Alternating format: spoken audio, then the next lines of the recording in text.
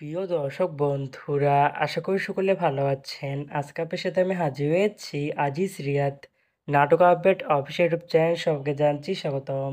আজকে আপনার সাথে যে নতুন এক নাটক নিয়ে হাজির হলাম, সে নতুন এক নাটকের নাম হচ্ছে প্রেম বলে কিছু নেই। এই নাটকটির ভিতরে বরাবরের মতন অভিনয় করতে দেখা যাবে গোলাম কিবরিয়া তানবীরকে ও মাকতুয়া জান্নাত জিমকে। বরাবরের মতন এই নাটকটি রচনা করেছেন পাভেল ইসলাম আর পরিচালনা করেছেন কাজী সাইফ আহমেদ। ইতিমধ্যে কিন্তু আমাদের মাঝে এই নাটকটি কিন্তু অলরেডি কিন্তু একটি কিন্তু পোস্টে কিন্তু অনেকদিন আগে থেকে রিহার্সাল করা হয়ে গেছে, তাও দেখতে পাচ্ছেননি। অসাধারণ হয়েছে পোস্টারটি। অবশেষে এই নাটকটি ইউটিউব পর্দায় আসতে যাচ্ছে খুবই শীঘ্রই। এই নাটকটি কিন্তু একটি টিয়া প্রকাশ করা হয়েছে আমাদের মাঝে, তাও দেখতে পাচ্ছেননি। নাটকটি দেখা যাবে খুবই শীঘ্রই এসএ টিভি নাটক এর অফিসিয়াল ইউটিউব চ্যানেলে।